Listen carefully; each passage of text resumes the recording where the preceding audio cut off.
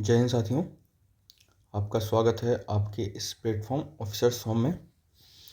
और बात करेंगे CPO 2025 प्री एग्ज़ाम और CGL 2025 के प्री एग्ज़ाम के लिए। दोनों को मिला के मेरा अनुमान है लगभग 15,000 वैकेंसी तो आनी ही चाहिए।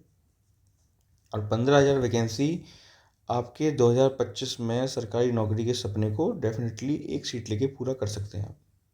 15,000 वैकेंसी थोड़ी नहीं होती हैं।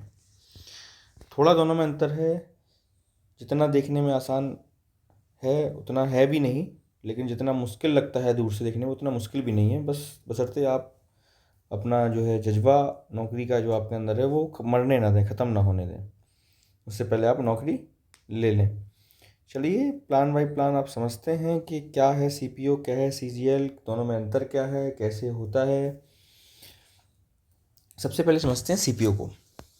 CPO में और CGL में बेसिक सा अंतर होता है कि एक फ़िज़िकल जो टेस्ट आता है ना, फिज़िकल, ये नहीं हो सकता हर किसी से।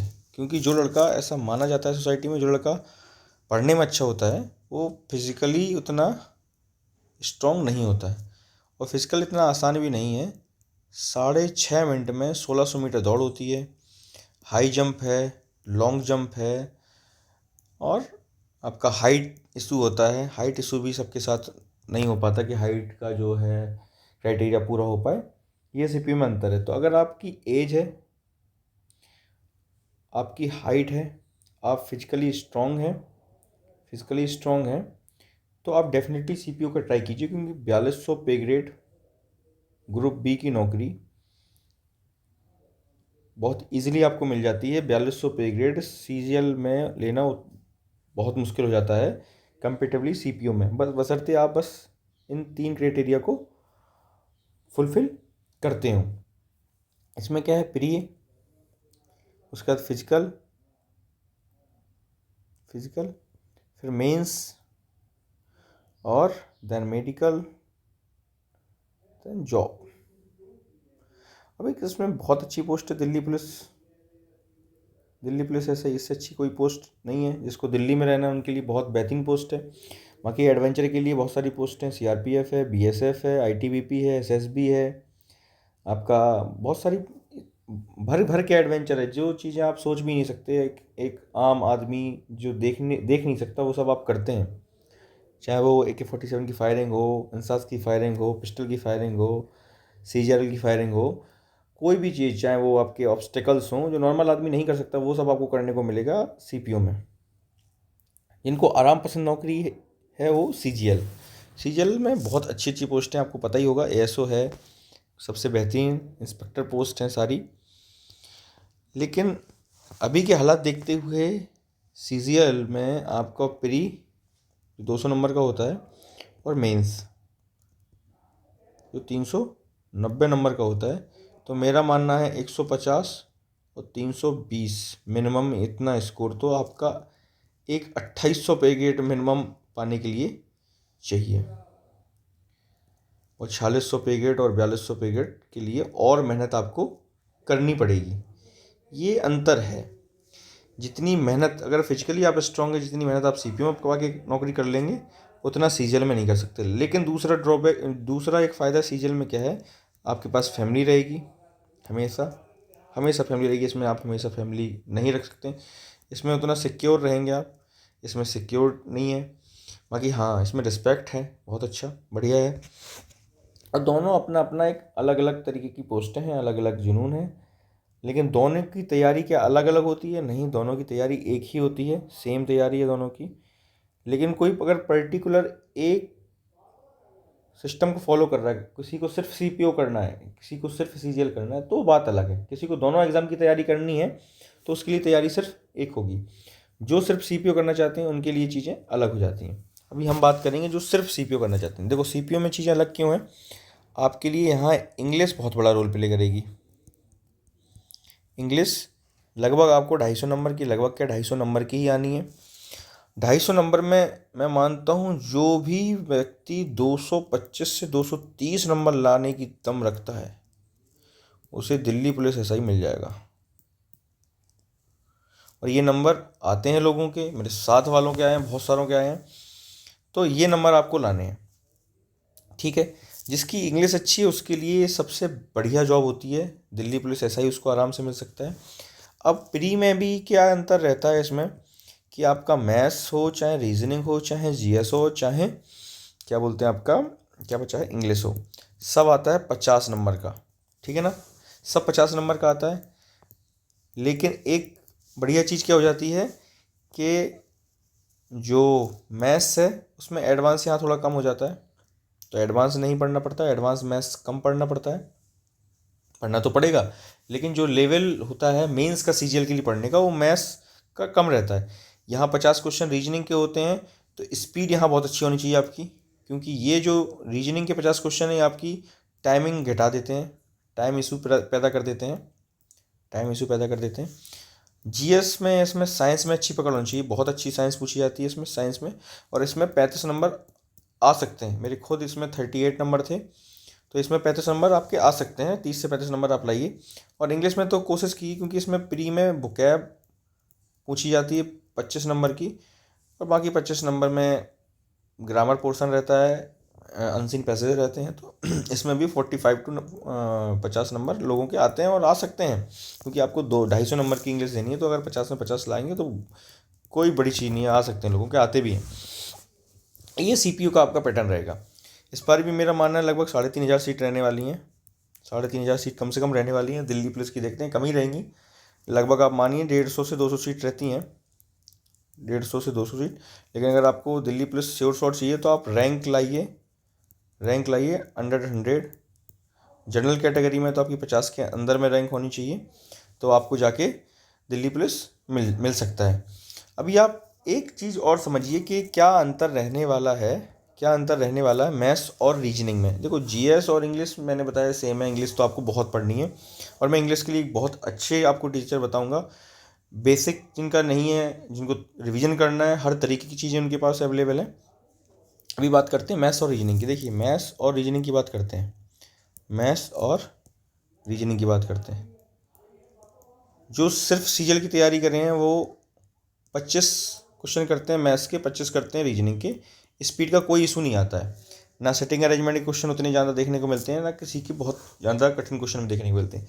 एक बार आप रीजनिंग के 50 क्वेश्चन लगा के देखिए, आप सीजीएल के प्री के 12 मिनट में क्वेश्चन कर सकते हैं या 10 मिनट में क्वेश्चन कर सकते हैं 25, लेकिन 50 क्वेश्चन आप 20 मिनट या 25 मिनट में नहीं हो पाते हैं। लड़के स्टार्टिंग में 50 क्वेश्चन करने में 45 मिनट तक ले लेते हैं। तो ये आएगा आपका रिवीजन से, ये आएगा आपका रिवीजन से। आपको अभी से, क्योंकि रीजनिंग का कोर्स तो लगभग सबका कंप्लीट होता है, जिसका नहीं होता वो पहले करिए। आपको अभी से डेली, जब तक प्री नहीं होता है, डेली 2 सेट या 1 सेट रीजनिंग का लगाना ही लगाना है, डेली। इसका मतलब जब प्री होगा कम से कम आप 300 सेट रीजनिंग के लगा चुके होंगे, क्योंकि अगर रीजनिंग की स्पीड आपकी 20 मिनट में या 25 मिनट में आ गई, कोई आपको नहीं रोक सकता कि आप मैथ्स में 45 क्वेश्चन 50 क्वेश्चन कर लें। मैं बता रहा हूँ टाइम का इशू आता है प्री में, यहाँ पर वो भी पैदा करता है रीजनिंग। आप किसी से भी पूछिए, आप खुद करके देखिए, स्टार्टिंग में आप 45 मिनट 40 मिनट 50 मिनट तक ले लेंगे और आप पे क्वेश्चन सॉल्व नहीं होंगे सारे। अगर आप प्रैक्टिस करेंगे तो आप पे ये चीज़ें होंगी। कुछ ट्रिक्स हैं, चाहे वो ब्लड रिलेशन की हों, चाहे सिलोगिज्म की हों, चाहे एमएस की हों, वो सब मैं बता रहा हूँ, वो सब आप देख सकते हैं। छोटे छोटे से वीडियोज़ होंगे, उन सब का फ़ायदा उठाएंगे। और मैं रीजनिंग में आपको सीपीयू कराने की कोशिश करूँगा बहुत अच्छे तरीके से, कोई दिक्कत नहीं है। आप गारंटी है, अगर रिवाइज करते रहेंगे 25 मिनट में आपको रीजनिंग आपकी होने लगेगी। मैथ्स का क्या रहता है, एक निश्चित पैटर्न है इसका। अगर आप प्रीवियस ईयर मैथ्स उठा के देखेंगे तो 50 क्वेश्चन में 40 क्वेश्चन आप मुश्किल से 30 मिनट में कर लेंगे, मुश्किल 30 मिनट में 100% हो जाएंगे। आप कितने भी नए हो, कुछ भी आपको आता हो, 30 मिनट में क्वेश्चन हो जाएंगे। बाकी के जो 10 क्वेश्चन होते हैं वो नहीं होते हैं। तो आपको सिलेक्शन के लिए, अगर आपको सिलेक्शन लाना है तो आप रीजनिंग और इंग्लिश में बहुत अच्छी पकड़ बनाइए, और रीजनिंग में अच्छी पकड़ बनाइए। आप मैथ को एक तरीके से स्किप भी कर सकते हैं, क्योंकि जो 30 क्वेश्चन होते हैं वो बेसिक एडवांस क्वेश्चन होते हैं, फार्मूला बेस और अर्थमेटिक कंप्लीट कर लीजिए तो आपके आराम से 40 क्वेश्चन 35 क्वेश्चन बन जाएंगे आपके आराम से। अगर मैं ओवरऑल नंबर मिलाता हूँ तो 140 से 145 के बीच में नंबर आपके पहुँच जाएंगे। और एक अच्छा टारगेट होगा, अगर आपकी इंग्लिश की तैयारी बढ़िया है तो आप 190 180 नंबर लाएंगे और आपको श्योर शॉट है कि आपको दिल्ली पुलिस या कोई भी एक नौकरी 100% आपको मिल जाएगी। इस चीज़ को बहुत अच्छे से समझने की कोशिश कीजिएगा कि मैथ्स और रीजनिंग में क्या सीपीओ में अंतर आता है, रीजनिंग कितना बड़ा रोल प्ले करने वाला है आपका उसके लिए। मैंने ऐसे ऐसे भी लड़के देखे हैं जिनके 5 नंबर 10 नंबर भी हैं और आज बीएसएफ में या सीआरपीएफ में, आईटीबीपी में, एसएसबी में कहीं ना कहीं जॉब कर रहे हैं। इनके 15 नंबर 20 नंबर ही हैं सिर्फ मैथ्स में।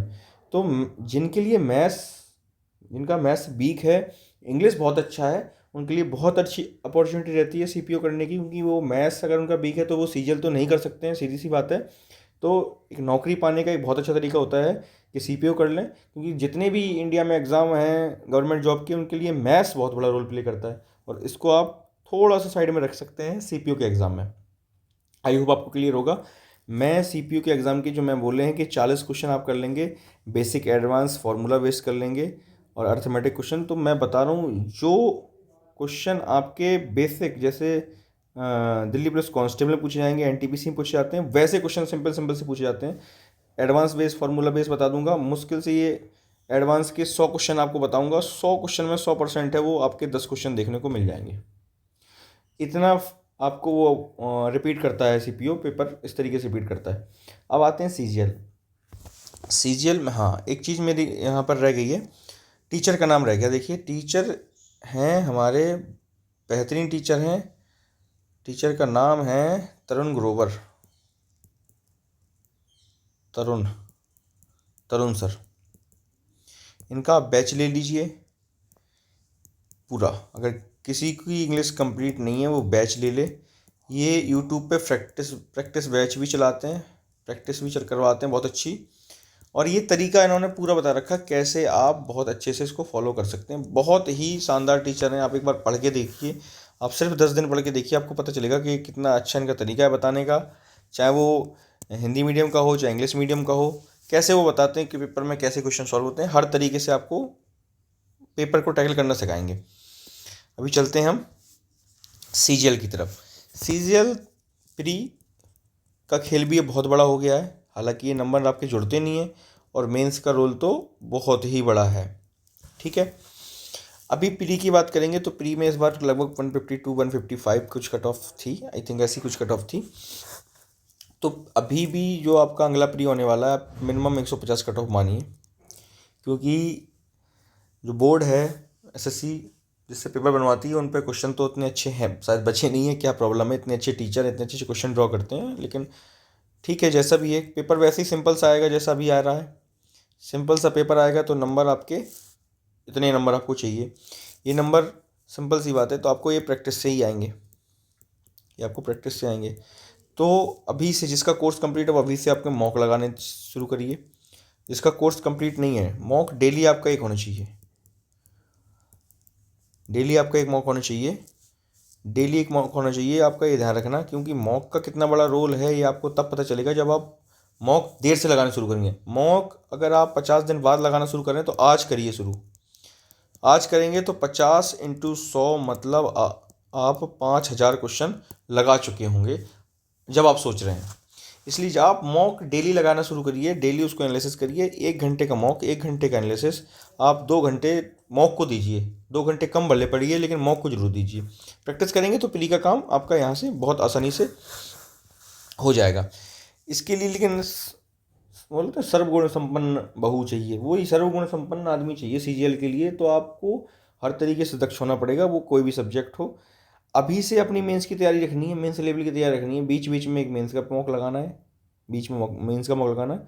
कंप्यूटर को अभी नहीं आपको पढ़ना है, जिसने पढ़ रखा है जो पहले सीजीएल दे रहे हैं बहुत सारे लड़के, देखो अभी सिलेक्शन होने वाले हैं, देखो जो अभी जो सिलेक्शन होने वाले हैं उनमें 99% लड़कों उन्हीं का सिलेक्शन होने वाला है। ये सच्चाई, ये बहुत गंदी सच्चाई है।